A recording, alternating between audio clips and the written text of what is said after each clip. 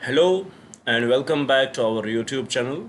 Well, it is the lecture number 18 today of Indian Polity and 27th June 2025.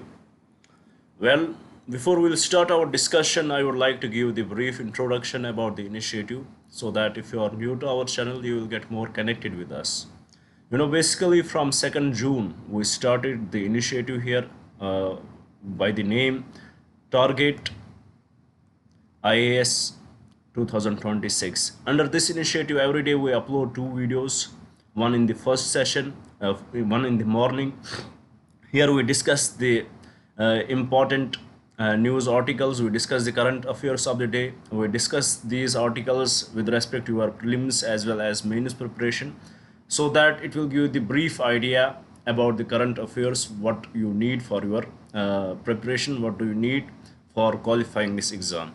And in the evening session, which is this video, we upload another video here in which we discuss this static syllabus. Here we started with Indian Polity, and right now it is the 18th lecture of Indian Polity. And here I had told you that by the month of Jan 2026, we'll try to complete your full syllabus. And in this, we'll conduct the classes for every subject what is required for you to clear the exam, whether it would be related to prelims or mains, except the optionals. And one more thing I would often mention, that as we are delivering these lectures, at the same time we are preparing notes for you. Those notes are very much different from the conventional books, because we will contain every topic in that. We will define, we will explain those topics in a very detailed manner. And at the same time, after every topic there would be a relevant prelims model question which could be asked from which could be framed from that topic, as well as the relevant model question which could be framed from those topics. So these notes which we are preparing for you, these are very much different. And if you want to avail the service of these notes, you just have to mail us, and you will have to pay 200 rupees per subject. It is up to you. If you want to get the service, then you can. It is totally optional for you guys. Rest, this is about the initiative. This is what we do here. If you are interested in being the part of this initiative, please do subscribe the channel, do share it with your friends so that they may also get benefited from this initiative. And please do write in the comments what else should we bring for you guys. Now, without any delay, let's start our discussion from where we left yesterday. In yesterday's class, we started with the Union Legislature, and we discussed what is Union Legislature. Basically, it is the Indian Parliament. And we saw that in Indian Parliament, what are the parts of the Parliament? What are the who country who what country what contributes to the Parliament? What contains what is contained in the Parliament? It is the President, it is the Lok Sabha, and it is the Raj Sabha. We discussed that. And yesterday we also discussed what is the important function of the Parliament, how it helps in making the laws, how it helps in amending the constitution, how Parliament contributes to the executive, and how it holds executive responsible to the legislature. We discussed all that. Then we started with the Raj Sabha. We discussed what are the functions of the Raj Sabha, what is the structure of the Raj Sabha, how are they elected. After 2 years, how one third of its members are retired, and how it is the permanent house of the Parliament. Then we also saw what are the qualifications for a member to be the member of the Raj Sabha. Similarly, we discussed about the Lok Sabha, as there are 543 is the current strength of the Lok Sabha. That means that there are 500. The country is divided into 543 constituencies. And we also discussed that how they are what is the qualification for a member to be the member of the Lok Sabha, that he should have completed the age of 25, and he should be the citizen of India, and rest of what the Parliament describes. And also after that, we discussed what is the office of profit. We discussed how the Supreme Court in the Jaya Bachchan case gave us 4 fundamental conditions for an office to be the office of profit. First, it should be the office of profit. It should be under the government of India or the state government, and it should not be in the exception list. That we discussed. Now from today, we are going to discuss various other offices which are part of the Lok Sabha. Starting with the speaker, we will start with the speaker. speaker and deputy speaker. So let's see what does the constitution say. You know, about the union legislature, I would again mention this thing. It is more factual based topic. If you will see, if you will look at the previous year question papers, most of the questions from the Indian polity are asked from this topic. So this topic, it may be more related to facts, and if there is anything which is to be discussed for the mains perspective, where we need to discuss how, for example, with respect to speaker, we will discuss the why it is in the criticism often, why is the post of the speaker is often criticized. There we will discuss, there we will give our point of views, rather than the most of the union legislature, it is mostly fact based. So let us discuss with this speaker and the deputy speaker. Let's see what does the constitution say about it. You know, we have in Indian constitution we have article 93. What does article 93 say? It says that Lok Sabha shall as soon as may be elect two of its members. What does it say? Lok Sabha shall as soon as may be elect two of its members as the speaker and the deputy speaker, as the speaker and deputy speaker. So what did we establish from here? From this article, it is very much clear that this post cannot remain vacant, because the constitution itself says that the Lok Sabha shall as soon as possible elect two of its members as the speaker and the deputy speaker. So the post of the speaker cannot remain vacant. And another thing which we learned here, that the speaker, he comes from the Lok Sabha, he is mostly elected. Now these are the two important facts which we understood here. Now the another point which now let's discuss the speaker in a little bit detail. So this constitution says that the parliament, the Lok Sabha, shall as soon as elect two of its members as speaker and the deputy speaker.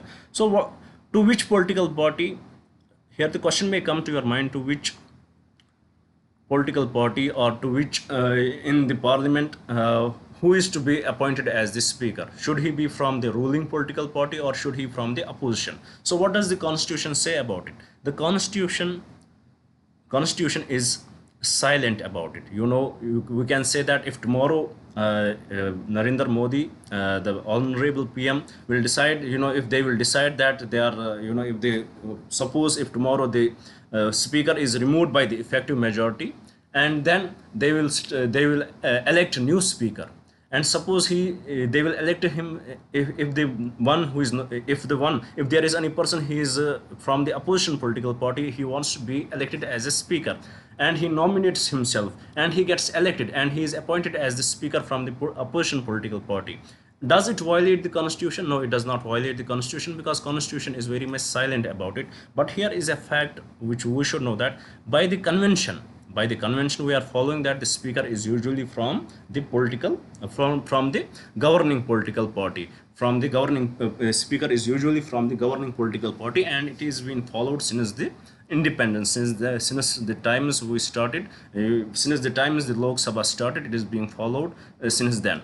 So the speaker, he is from the elected political party, he is from the political party with the majority, he is getting elected, he is being elected, he belongs to the major political party who has the majority in the house. Now after that, we need to know what is the term of the what is the term of the speaker once he is getting elected. Now, to whom he will subscribe his oath to? These are the things which we need to understand here. First, we need to understand, first thing what we have to understand is, first thing, what is the term of office of a speaker? What is the term of office of a speaker? The term of office of a speaker is 5 years, 5 years. but here you have to note one thing, that after the after 5 years, once the government is elected, after 5 years it will automatically dissolve. The Lok Sabha will automatically dissolve, but the post of the speaker will remain here till the next Lok Sabha is formed. And then on the first day of the meeting he will resign from his post. On the first day of the meeting he will resign from his post. So his tenure is different from the other MPs of the other MPs of the Lok Sabha. So here what did we understood, that his term of the office is 5 years, but it is different from the other MPs of the Lok Sabha. How? Because after the 5 years, the other MPs of the Lok Sabha, they automatically dissolve, but his term, his office will remain there till the next Lok Sabha is formed, and at the first day of the meeting he will resign. His office will dissolve. So this is what you need to know about this. These are some important facts about the speaker of the Lok Sabha. So now let's have a look at what is the role of the Lok Sabha. What is his role? What are his functions? What functions he does? What is his role? And how he helps in maintaining the business of the Parliament. Let's discuss the roles of the Lok Sabha one by one. The first role of the Lok Sabha, role of the speaker. The first role of the speaker is he is the custodian of the rules of business in Lok Sabha. What? He is the custodian of the rules of business in Lok Sabha. So what is this? He is the custodian of the rules of business in Lok Sabha. For example, we saw that in 2019 there was the the Citizenship Amendment Bill 2019, and few changes were brought in those in that bill, that how they can get the citizenship by naturalization, how different people from different religions they were given. So in that bill, in that amendment bill, there were just the law was given. So with respect to that, then there would be the rules of business. Then the rules of business will define how it would be conducted, what would be the criteria for that, what would be the documents which would be required for them to show to the prescribed officers, who would be the officers, how the law would be implemented. It would be done by the rules of business in the Lok Sabha. So now it would be done by the rules of business in the Lok Sabha. How and when you can introduce, for example, if they wanted to introduce the bill with respect to that, where it is mentioned that how it can be achieved, how this would be done. So this would be introduced through the bill, and it is the rules of the business of the Lok Sabha. It will decide how and when this would be discussed. What when will be the questions asked and all that. It would be done. It is defined by the rules of the. It is defined in the rules of the business, and the speaker would be the custodian of the rules of the business. So here, first thing about the role of the speaker, he is the custodian of the rules of the business, so that there would be the smooth transition of the legislative business, transition of the legislative business. Now a question may come to your mind, who makes these rules? It is the Lok Sabha who will make these rules, but it is the speaker who is the custodian of these rules. Second, what is the second role of the speaker? The second role of the speaker is he is the chairperson of the business advisory committee. He is the chairperson of business advisory committee. Similar to it, if there is for the house for the Lok Sabha to maintain the business, there should be the coordination between the members. There should be the cooperation and the coordination between the members, and this is achieved by whom? It is achieved by the business advisory committee, and the speaker would be the chairperson of the business advisory committee. Then the third role of the speaker. His third role is a role under the anti-defection law. He has an absolute role, role under the anti-defection law under the 10th schedule, which we will discuss very soon. Under anti-defection law, a person who changes his political party after being elected, under this he can disqualify that person, and who has this authority to disqualify that person? It is the Speaker of the Lok Sabha. Then he nominates members to different parliamentary committees. He nominates members to different parliamentary committees, so it is his role. And also he nominates chairperson and he nominates chairpersons and other parliamentary committees. So he also, first he nominates members to the he nominates members to the different parliamentary committee, and also he nominates the chairpersons for other parliamentary committees too. So these are some specific roles which the speaker has to play in maintaining the business of the Lok Sabha. And also his major role, which is in contradiction often, for which there is criticism with respect to speaker, is his role with the classifying a bill as a money bill. Classifying a bill as a money bill.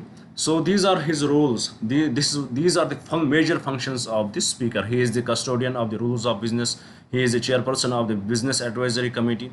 His role is under the anti-defection law, he has the role to play. He will decide over it. He nominates members to the different parliamentary committees. He nominates chairpersons to those political parliamentary committees. And also he has the role, he classifies a bill whether it is a money bill or it is not a money bill. So with respect to this, it is very much clear his power. When this money bill classification, it is very much huge, because once he classifies a bill as a money bill, then the scope of the Rajya Sabha totally drops, because Rajya Sabha does not have to do anything then. Lok Sabha will pass the bill. If Rajya Sabha will not accept it within 14 days or will not react to it within 40 days, it will be seen that the Rajya Sabha has passed it. So this is the huge power of the speaker.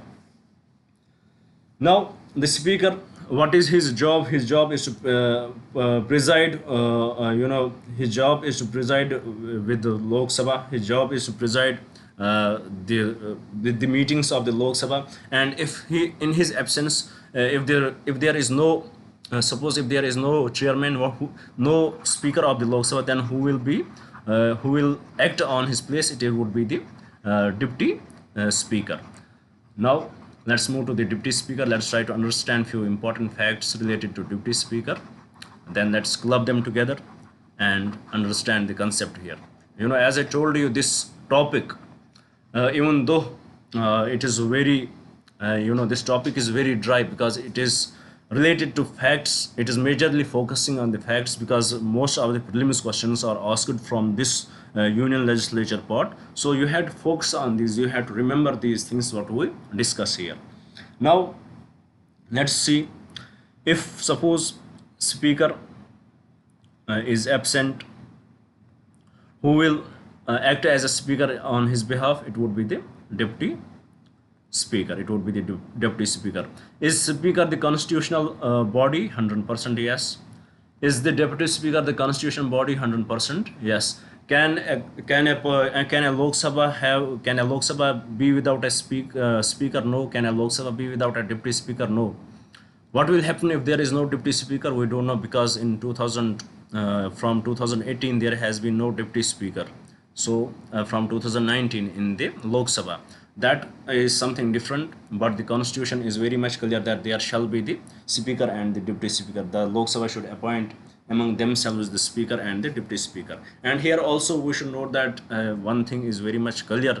It should sit in your mind that this is not defined in the constitution that the speaker should be from the ruling party. It is adopted by the convention, and by the convention, the deputy speaker, it is adopted that he should be from the opposition political party. He should be from the opposition political party. So that is also considered. It is one of the reasons that from 2019 onwards there has been no deputy speaker.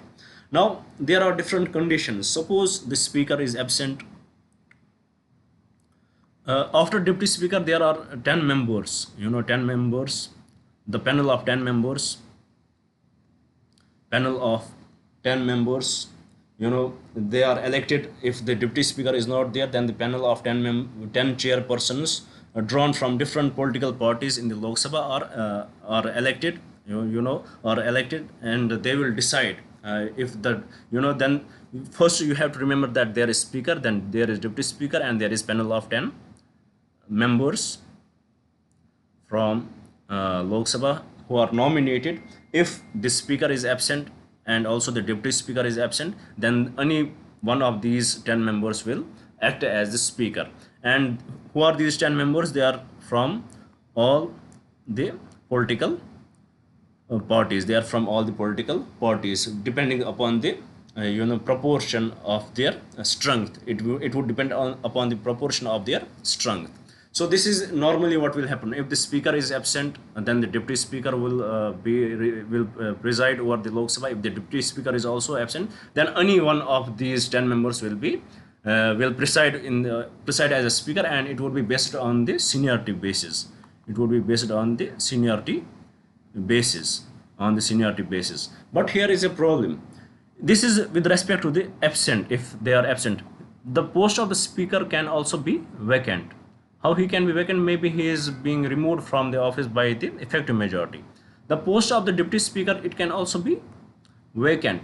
So in this case, what will happen? If the post of the speaker is vacant and the post of the deputy speaker is also vacant, should they draw? Will the Lok Sabha draw the speaker from these 10 members? The answer to this is no, because here the president will decide who will act as the speaker. Here the president, in this case, the decision would be taken by the president from the house. Whoever he thinks fit will preside over the Lok Sabha. Then he will preside over the Lok Sabha, and this decision, it is not something his personal satisfaction, it is basically the satisfaction of the Prime Minister. So eventually these are few facts which you need to know, and these are few important points which you need to differentiate. What is the criteria when the speaker is absent? What is the criteria when the speaker is when the post of the speaker is vacant? So with this, let's move towards the privileges of the speaker. What are the different privileges? Speaker has certain privileges. Let's discuss those privileges one by one. Now let's try to find out what are the different privileges given to the speaker. The first privilege what the speaker enjoys, as we discussed that, normally MP stays in Lok Sabha till 5 years. After that, they automatically the Lok Sabha dissolves and their term ends. But for the speaker, it is not same. For the speaker, he will remain in office till the next Lok Sabha is formed. At that time, he will resign, or his post will dissolve. So this is one of the advantage which the speaker enjoys. This is one of the privilege which the speaker enjoys. And also, then another important fact which you need to know about speaker. Speaker do not vote in the first instance, but they vote only when there is a tie. So what is the point here? Speaker does not vote in a first instance, but votes only when there is a tie. He votes only when there is a tie. Now there can be a question. Suppose there is a resolution in the Lok Sabha that they want to remove the speaker. At that time, what is the scenario of his vote? Will he vote in the first instance, or will he vote when there would be a tie? So at that time, when there is a case against the speaker, there is a case about his removal, then what he will do, he will leave his post. He will not preside in that resolution, he will not preside in that discussion. He will act as a normal MP, and normal MP, and the deputy speaker will preside as a speaker. Deputy speaker will preside as a speaker. Then deputy speaker who is acting as a speaker, he will have the casting vote, and the speaker who is acting as a normal MP, he will have to vote in the first instance. So this would be the change. Please, I hope you had understood it. If there is a case against in which there is the removal of speaker discussed, then he will not preside. He will not preside in this in that resolution, because it is against the law of natural justice. You cannot be the judge in your own case. So he will act as a MP, normal MP. The deputy speaker will act as a presiding officer. Then the deputy speaker who is acting as a presiding officer, he will have to vote if there is a tie, and him being a normal MP, he will vote in the first instance. So this is about these are some important facts related to speaker. Now let's try to recap them, and let's try to have a proper understanding what we learned so far. About speaker, we first understood that the constitution is very much clear that the Lok Sabha has to elect speaker from its members and also the deputy speaker. So then we understood one thing, that the speaker is from the Lok Sabha itself, and there is one hidden thing which was in the article, which is inferred that is speaker from the ruling political party. No, it is not mandatory that he should be from the ruling political party, but by convention we are following that he is from the ruling political party. And then we saw that what are the roles of the speaker. He is the custodian of the rules of the business. He is he is the custodian of the rules of the business. He is the chairperson. He acts as a chairperson of the business advisory committee.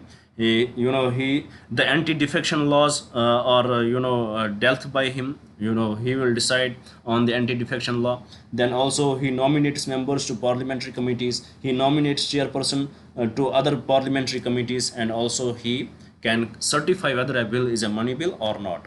Then we saw that suppose if there is no speaker, then who will act as a speaker? For that, the constitution is very much clear that the Lok Sabha has to elect two members, one the speaker, another deputy speaker. If the speaker is not there, then the deputy speaker will preside in the house as the speaker. So now there are various ways. For example, if the post of the speaker is absent, then the deputy speaker will act as the speaker. If the deputy speaker is also absent, then who should preside the house, preside the Lok Sabha? It is the panel of 10 members who are nominated by the Lok Sabha, and among them, those 10 members, anyone will preside depending upon the seniority. Now, if the case is different, if the post of the speaker is vacant, then it should ideally be deputy speaker. Suppose if the post of the deputy speaker is also vacant, then who will preside the house? It is up to the discretion of the president who will he decide, and his discretion, it is not solely his satisfaction, it would be eventually the satisfaction of the PM and the Council of Ministers. So till now we discussed the speaker. Then after that we discussed what are his different privileges. We saw that in his term of the office, it is different from the other MPs. Usually MPs, their term dissolves after the dissolution of Lok Sabha after 5 years, but his office does not dissolve, but he will resign once the Lok Sabha will meet, once the new Lok Sabha will meet. On the first day of the meeting, he will resign. After that, we saw that he does not vote in the first instance, but votes when there is a tie. And if there is a case of removal of the speaker, then what will happen? If there is a case of removal of a speaker, then the great thing is that he will act as an MP, and the deputy speaker will act as a speaker, and he will have to vote in the first instance. So till now it is about the speaker. Now let's see what are the controversies related to the speaker. Controversies related to speaker.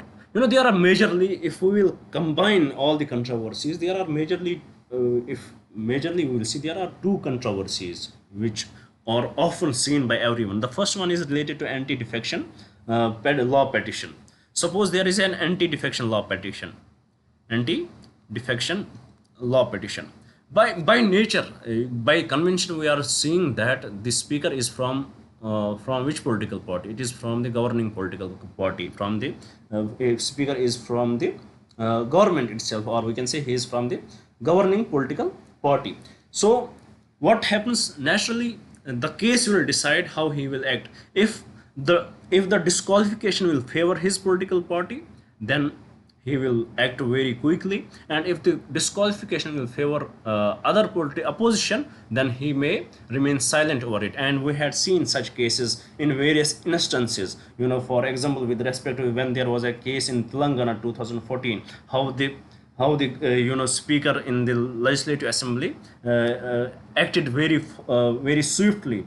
Then also we had seen when it was the case against the NDA government, when Nitish Kumar joined the NDA government, and there were two of his MPs who defected against him, who did not like this decision of the Nitish Kumar. So Nitish Kumar, he went to the chairman. I am talking here with respect to chairman because they have the same functions. Then the chairman, he approached to chairman, so chairman disqualified him within a whip.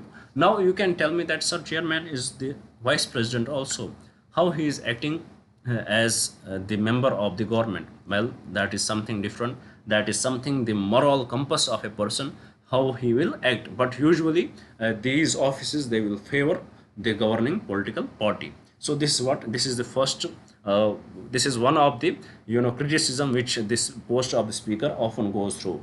Then the second criticism which we saw, which is very much known, is with respect to the suspending of MPs. We had seen that speaker has the power to suspend the MPs, and in from 2019 to 2024, approximately 183 MPs were suspended. So this is also the power which is often said that he misuses this power. Then the third is related to misuse of the money bill. Misuse of the money bill. This is also one of the biggest allegation of this office of the speaker. As he is from the political party itself who is governing the country. So what happens if they have to pass any bill, and they know that the federal house, which is the Rajya Sabha, where the regional parties have their control over, so they want to pass the bill without any restriction from the federal house or from the Rajya Sabha. So what they will do, they will the speaker will call it, they will introduce the bill as the money bill, and speaker will decide that this bill is a money bill.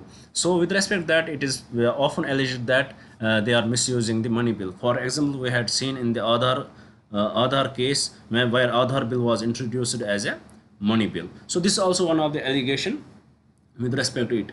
And also another allegation is with respect to speaker is related to voice vote. Another allegation, another criticism is related to voice vote. For example, in 2019 there was the majority of there was majority there was special majority of the polity of BJP in the governance, in the parliament, in the Lok Sabha. So when they will have to pass any bill, they know that it is eventually going to pass, and the speaker also knows that it is eventually going to pass. So what will they do? They will, irrespective of voting on the bill, they will just hear the voice voices. Like those who are in favor of this bill say yes, those in favor of the bill say no, they say no, and it is the concentration of the voice that will decide whether the bill is passed or not. So with respect to this, there is a rule which is very much mentioned, which you should know, that if a single member, after the voice vote, if a single member raises the objection that there should be the discussion, then it is up to the speaker to discuss the bill. But it is often seen that it becomes mandatory for a speaker to discuss the bill, but it is being misused by the speaker. We had seen this with respect to the formulas. Now these are the issues. What could be the solution to this? What can be the solution to this? There can be various solutions. For first often discussed solution which is often discussed is that once the speaker is elected, he should once the speaker is elected, he should resign from the political party. If he resigns, he will have the independent point of view, he will have the unbiased view, and he will decide, he will take the decisions in this regard. But here is a problem, that suppose he is resigning. Now the question is, once he will resign, he has this thing in the mind that I got elected to this position because I belonged to this political party, and tomorrow after 5 years, if I would want to get elected again, they will have to give me the ticket. So what will happen? He will often even though he is not politically aligned, officially politically aligned towards the political party, but still he will be, mentally, he psychologically he will be biased towards that political party. So this is the one of the solution, but it has the drawback. Then the another solution which is often discussed is the UK model. What does the UK model say? It says that if once you are elected as a speaker, you will resign from your political party and you will stay speaker forever. You will stay speaker forever. You can only be removed. You can only get removed from this position if you resign. So this is often discussed that we should adopt to the UK model. If the speaker is elected, then he should always remain speaker unless he resigns, or unless there is natural death to him or anything else happens to this person. So till then he should remain there. But here are also concerns related to it. One of the major concern is, what if the moral compass of the person is corrupt? What if his political association, everybody in our country, we have the political association, and for some it is so connected, we get so connected with the political parties that it exceeds the nationalistic interest sometimes. So what if this person is like that? He will have a political alliance towards that political party. Or second objection to it is, what if he will have to, for example, he has been elected from one constituency and he will always remain there forever till he wants to be the speaker of the Lok Sabha. Isn't it something which will violate the rights of the people of that constituency? They would want to, they wanted to change the person. They wanted to elect somebody else, but they cannot, because he will always remain there, and the political parties, they will not contest against him. There would be the consensus with respect to that, so that he will favor everybody. So with respect to this, these are some issues, but as it is discussed that these issues can be, for the better, for the greater gain, such issues can be ignored. But here also few of the proponents say that why not we create a separate post for the speaker? Why not it be a bureaucratic in nature? Why not it should be a bureaucratic in nature, and the function of that post, it should be related to speaker only. He is the speaker. He will, there should be the exams for that, and once qualified, he should have certain qualification, and he will be the speaker and he will remain there till he retires. Why not we adopt this, so that it will reduce the dependence on the political parties, or also the constituency from where in the UK model there is a drawback that the people from the constituency may lose their rights, and that will also be ignored. So these are some discussions which are raised with respect to the office of the speaker. Now here, what you learned that the speaker, you learned his how he is appointed. You learned what is his role, what are his privileges, and what is the criticism against the speaker. Now let's move towards the deputy chairman. Now let's shift our focus little bit towards the deputy chairman, then we will come back to the Lok Sabha. Why are we not discussing the chairman here? Because we discussed him when we discussed the vice president of India. So there it is nonsense to discuss the deputy chairman again.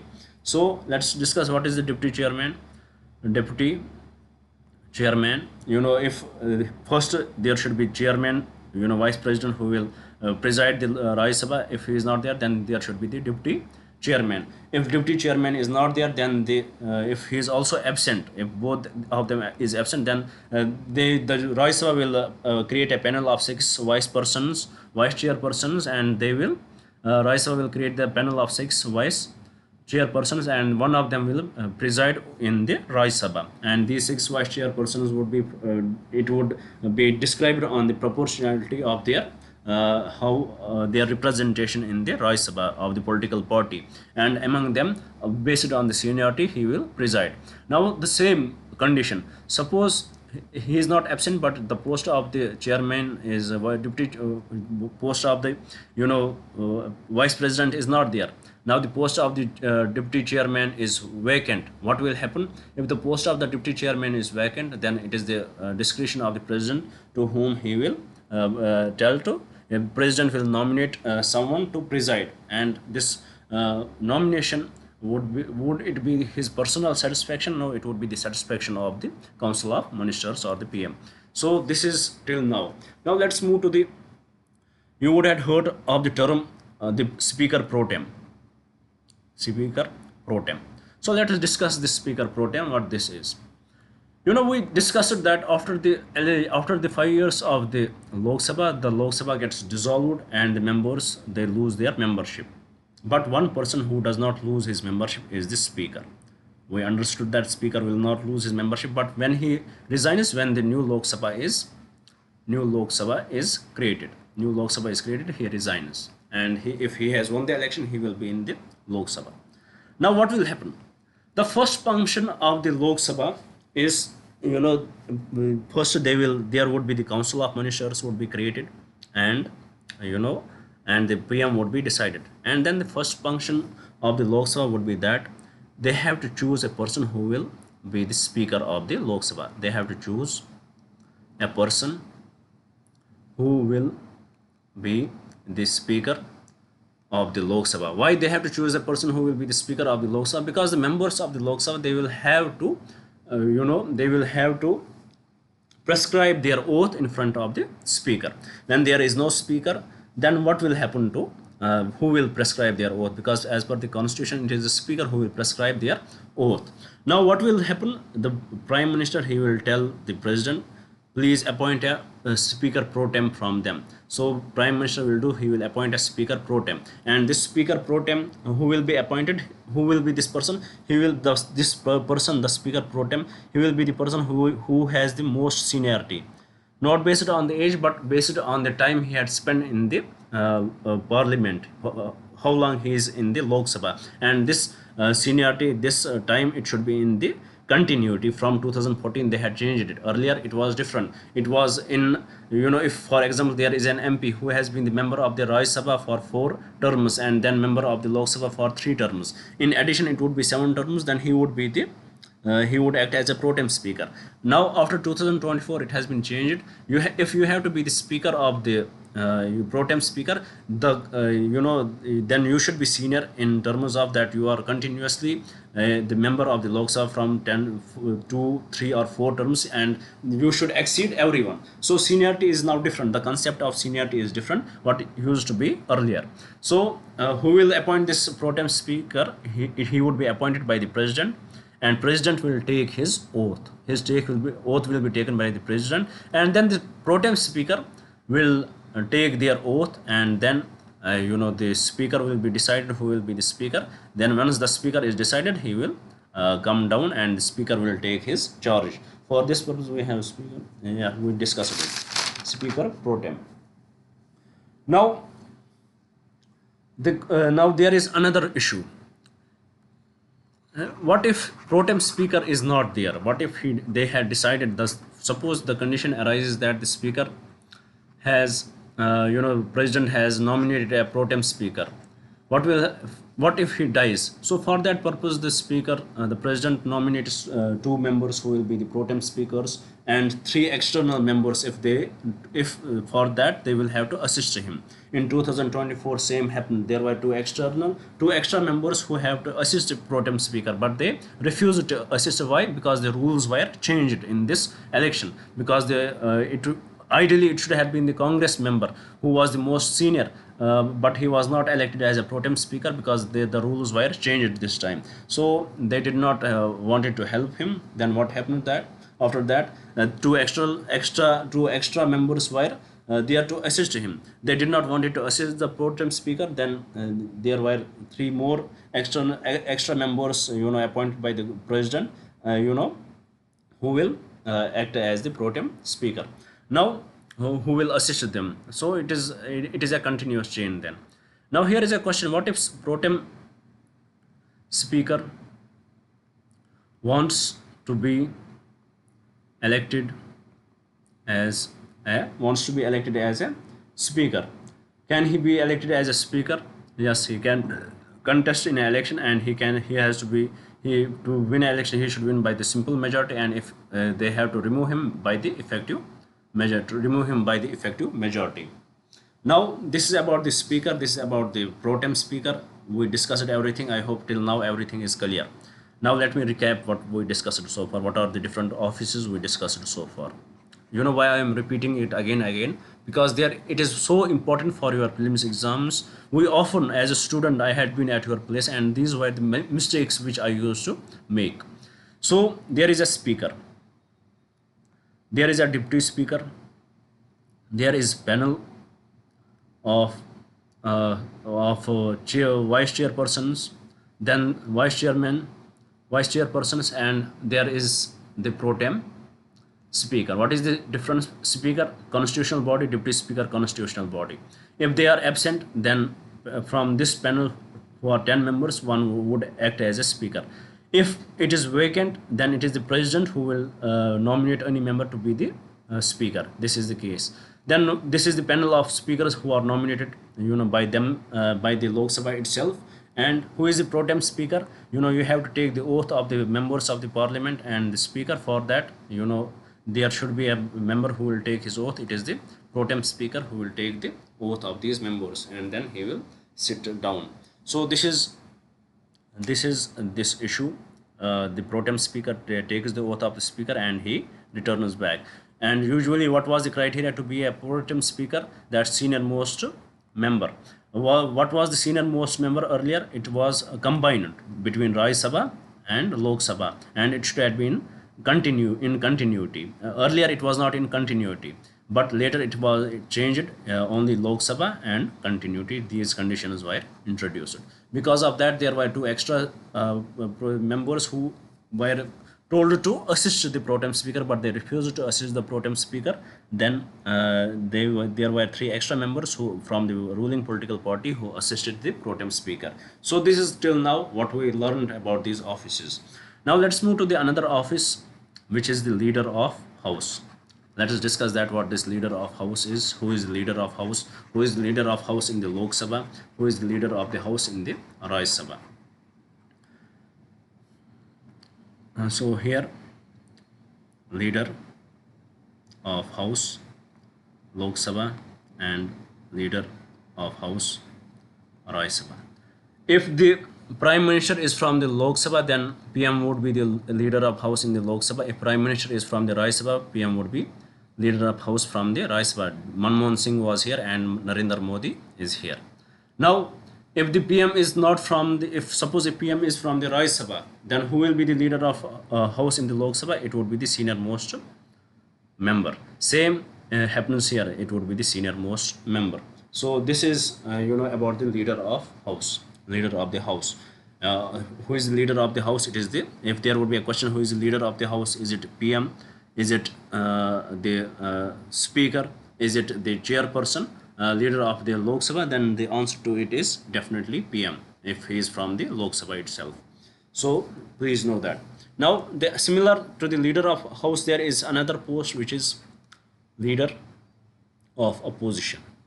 So what is this leader of opposition? Who is the leader of opposition? Let's try to figure it out.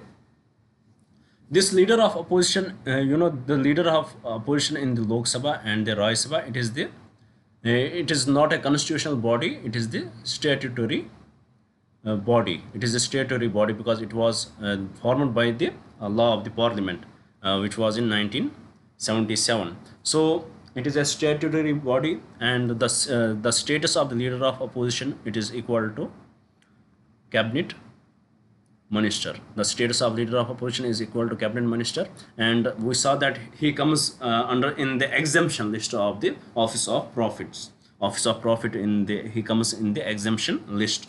So what is his role? What would be the role of the leader of opposition? He would be the member of the various committees. For example, you have to appoint the chief election commission. For that, we have the who are the members we need for that? We need PM, we need union minister, we need union cabinet minister, and we need the leader of opposition. and it was changed recently. Earlier it used to be the, instead of Union Cabinet Minister, it used to be the Chief Justice of India by the Supreme Court judgment, and then it was further mentioned in the judgment till the Parliament enacts the law, and the law was enacted here. So he has various functions. He will be the he will be in various committees to appoint the Chief Election Commission for the appointment of Lokpal, and similarly various other functions he performs. His role, his value, his status is equal to the cabinet minister. Now there is a question: who can be the leader of opposition? Can anyone, can a MP from the Aam Aadmi Party be the leader of opposition? Can anyone be the leader of opposition, or is there any rule to be followed for that? Usually, you know, for the leader of opposition, what does the law say?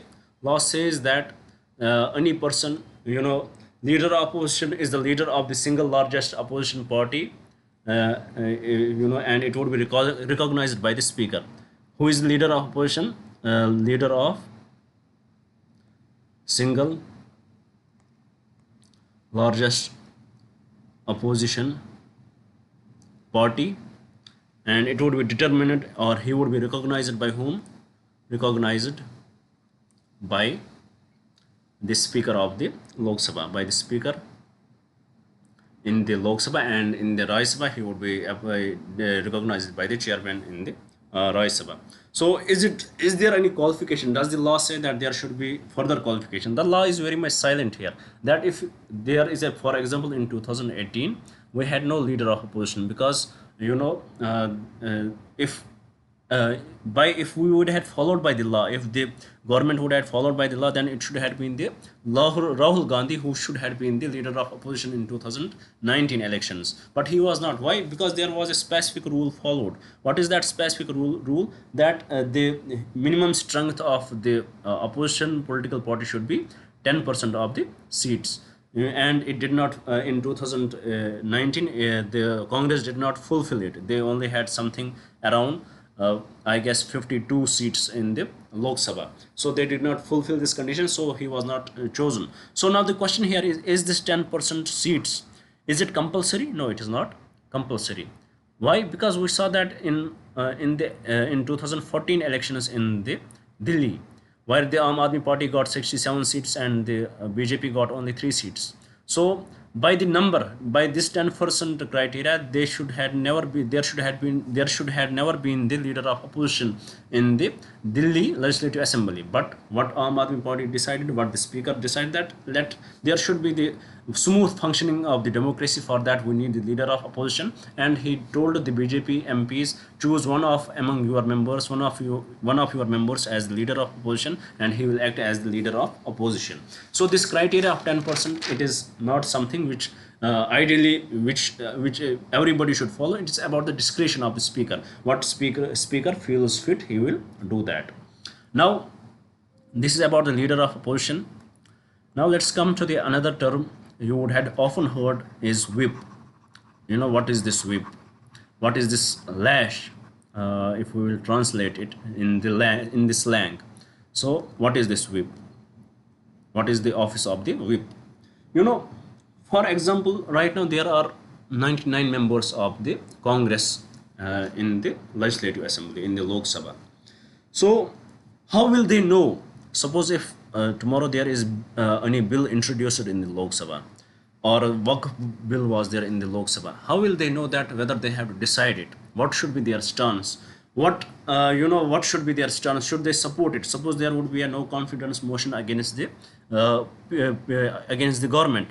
So how would the members of the political party know what should be their stand, whether they should support the no confidence motion, or they should not vote in it? So how will they know it? So this is known to them. This is how they will know it. It is through the office of whip. And this whip, it is of mostly of 3 types. The first one is what are the 3 types? First one is 1-line whip. Second is 2-line whip, and the third is 3-line whip. Suppose if you will if you what is this one line whip? It would be order would be mentioned in one line. Here two lines would be, and here in the three line whip there would be three lines. If a MP he does not obey the one line or two line whip, would he be defected? No, it won't harm his position in the Lok Sabha. But if an MP does not follow the three line whip, then he is liable to defection. He will be defected if the MP of a political party does not follow the three line whip, because the political party, they give the ticket. You fight election on the name of the political party. The people, they may not be voting for you, they may be voting for the manifesto of the political party. So it is the authority of the political party. If they are not following you, then you can disqualify them. And who is under what law they are disqualified? Under the 10th schedule of anti-defection law. And who decides it? It is the speaker. And here the speaker is often seen that speaker acts very much biased, because if it is in favor of the political party he is from, then he will act quickly, and if it is in against the political party he is from, then he will if it is in favor of his political party, then he may restrain, and if it is against his political party, then he will work very much quickly. Now, these are some important offices which you need to know in the Union Legislature, in the Lok Sabha.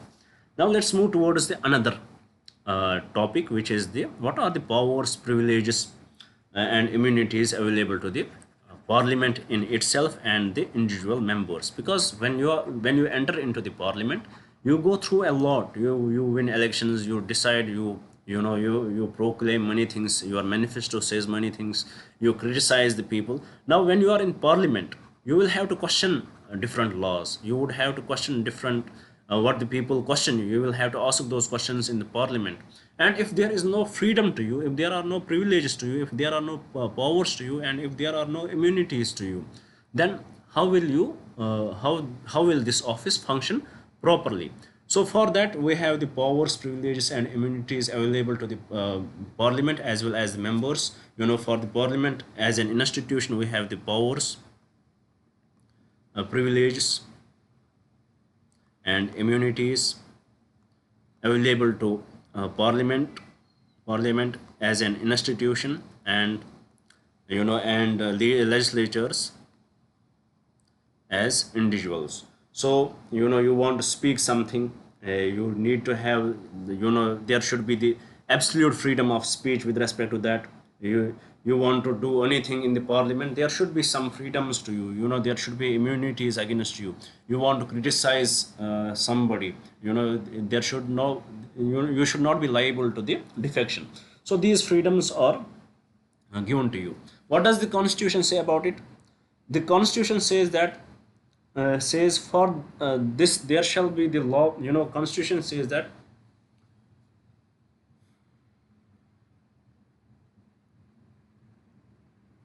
for these Constitution says that for these powers and the privileges there should be a law passed by the Parliament. There should be a law passed by the Parliament. If the Parliament does not pass such law, then what will happen? Then the privileges, which are all the powers which are available to the British parliaments, will apply to the Indian Parliament too. If what does the Constitution say here? How we can how these powers are given to the Parliament and the individuals? The Parliament says that if the Constitution says that the Parliament should enact a law with respect to that. If they are not able to enact any law, then what are the privileges which are given to the parliamentarians of the Britain? Same privileges, same powers apply to the Indian Parliament also, to the Indian Parliament also. But in 1978, it was amended by the 44th Constitutional Amendment Act. And what was the amendment? It was said that all the powers, privileges, and immunities before this amendment will continue after this amendment. So what were powers, privileges enjoyed by the people, by the parliamentarian or the Parliament before this amendment? It will continue after this amendment. So what was the major reason for this bringing in the 4th Constitutional Amendment Act? The major reason for that was to replace this colonial hangover that there was the mention of the British Parliament to replace it, so that there was the need to bring in the 44th Constitutional Amendment Act, which said that where all the powers, privileges, and immunities which were available before this amendment, they will continue after this amendment too. And so it will continue after the 44th Constitutional Amendment Act. Now let us discuss what are the various privileges given to them one by one. Let's discuss that. First, we will see what does it say. Here first, there shall be freedom of speech in Parliament. So first thing is very much clear that there shall be the freedom of speech in Parliament. You know, this freedom of speech is also available to the normal citizens also. But what is the difference here? For us, there are reasonable restrictions. We cannot contempt the court. We cannot say any derogatory terms. You know, we cannot defame anybody. There is a moral compass to it. So there are various restrictions to it. But for the MPs, there is no restriction. It is an absolute. It is absolute. They can say whatever they want to say. They can, they can criticize each other. They can, they can say, they can go to any extent. They can defame each other. We had seen how Rahul Gandhi, he often defames. We are seeing him how he defame, how his words are defamatory towards the honorable PM. But there is no action against him, because there is through this freedom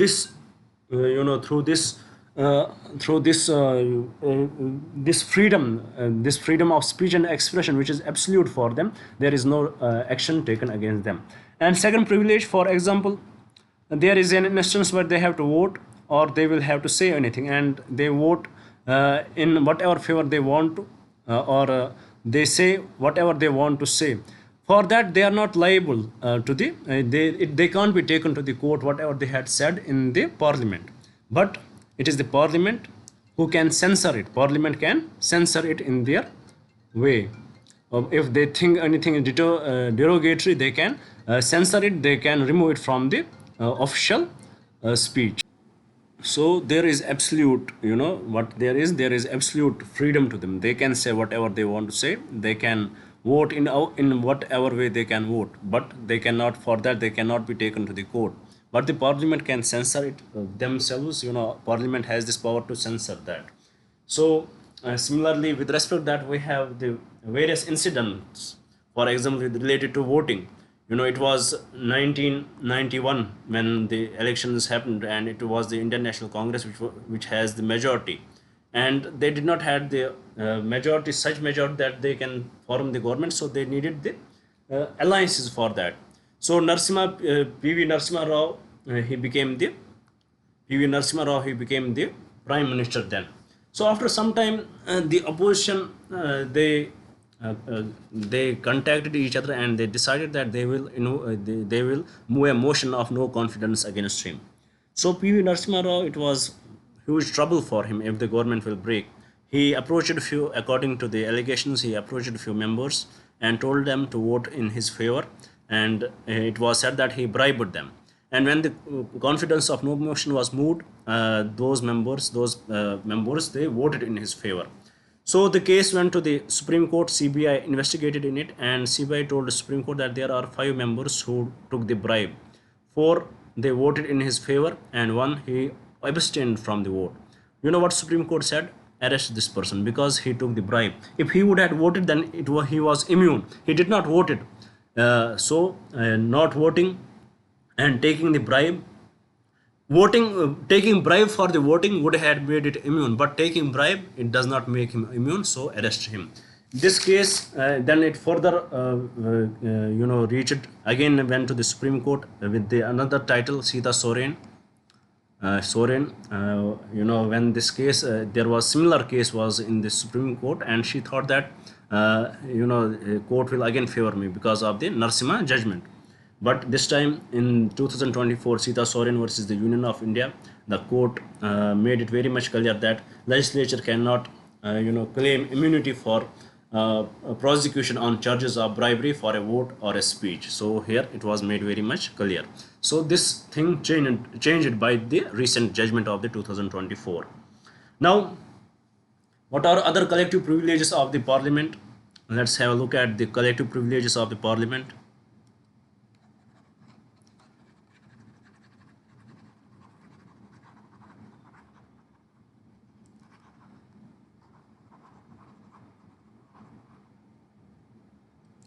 Collective privileges of parliament. First, it is a source of information, as we discussed yesterday also. It is a source of information. It can exclude strangers from its proceedings and hold secret sittings to discuss some important matters. It can punish members as well as outsiders from the contempt. For the contempt, it can punish members as well as outsiders from the contempt. The courts are prohibited to inquire into the proceedings of a house or its committee. So courts are another privilege it has. The courts are prohibited to inquire into the proceedings of a house or its committee. Then also, if for example, if you are an outsider and you had done any criminal act, then you are in the parliament, then the police cannot arrest you until the presiding officer lets them to do so. So these are some collective privileges of the parliament. Now, what are the individual privileges? You have the freedom from arrest, individual privilege. Freedom from arrest. Before, if you are in this, if there is a parliamentary session going on, then during parliamentary session the legislator can't be arrested, and before 40 days he can't be arrested, and after 40 days he can't be arrested. But this is related to the civil cases. With respect to criminal cases, he can be arrested. Then there is a freedom from jury. Freedom from jury. So what is this jury system? Maybe you would have watched the movie The Exorcism of Emily Rose, where the priest who does the exorcism of that young lady, and she dies during that practice. And then there was a case that if medicine was given to her, she might have survived. So beautiful movie, I like it, horror movie. You would have heard that those lawyers, they are talking to the people in the court. Who are those people? They are the jury. And who are they? They are the common people. So what is the situation here? If you can convince them that you are innocent, if you are able to convince them in your own language, in the layman's language, you are able to convince the jury that you are innocent, then the jury can stop judges from prosecuting you. So this is the system of jury. Earlier it used to be there in India too, but from 1960s onwards it was rejected. So if there is a jury system, and they are told to be the jury, they are exempted from that. There is the freedom for them. They are exempted. Freedom from being the jury, freedom from the jury service. They are exempted from that. If you are in the legislature, if the session is going on. So this is about it. Now let's discuss few other points, few important points related to the sessions of the parliament. What does the constitution say about the sessions of the parliament? How often there should be the sessions, and what are the different instruments? What is the instrument of adjournment? What is the instrument of adjournment sine die? What is the instrument of prorogation, and what is the instrument of dissolution? Let's discuss them, and then we will conclude our discussion for today's class. So about the sessions of the parliament. Sessions of parliament. Is there any number given in the constitution that there should be this much number of the sessions in the parliament? No such number is given, but we can trace it from the constitution. How? The constitution is very much clear. Constitution says parliament shall meet as often as possible in such a manner that the gap between the last day of the previous session and the first day of the next session should not be more than 60 months, 6 months. That what does the constitution say? It is very much clear that parliament should meet as often as possible, but this gap may not exceed 6 months. For example, the last day of the previous session and the first day of the new session, this gap should not exceed 6 months. It is what the constitution says. So ideally there should be what we can infer from this, that there should be the 2 sessions at least in the parliament. At least the parliament should meet twice in a year. And if any government is not able to meet twice in a year, then what will happen to that government? That government will dissolve. The government will dissolve if they are not able to meet. The government will dissolve if they are not able to meet twice in a year. So this is how important it is. So before discussing the various sessions, what are they that we will discuss when we will discuss the introduction of bills, various bills, there we will discuss that. Here we will discuss the various instruments used, often used, which you would have heard and which are very much important. What are various tools? First, you would have heard about adjournment. For example, right now I am teaching you, so after a few minutes I will say that this class is adjourned. So what does it mean? That today's class is adjourned. What we are right now discussing the Indian polity, we will continue it tomorrow again. Tomorrow we will meet again and we will continue it. So adjournment means that what you are doing. Adjournment means you are taking an interval. This interval may be for the 1 hour, it may be for 2 hours, it may be for 1 day or 2 days. It may vary. And this, if the date is given, then this adjournment is date specific. Date and time would be specific. These are 2 types of adjournment. In first one, in which date and time is specific when they are going to meet again. Then the another adjournment is adjournment sine die. What does it mean? There no specific date or time is given. That the speaker, the presiding officer, this adjournment is given by the presiding officer. The speaker will say that it is adjournment sine die, which means that there is no specific date and time. So after that, it would be the president who will prorogue the session. So this is about the adjournment. It is of 2 types. One in which the date and time is given, the another in which in which the date and time is not given. What will happen to the bills and the resolutions and all that, if there is any bill resolution, what will happen to them? Or motions, those motions will continue, they will not die.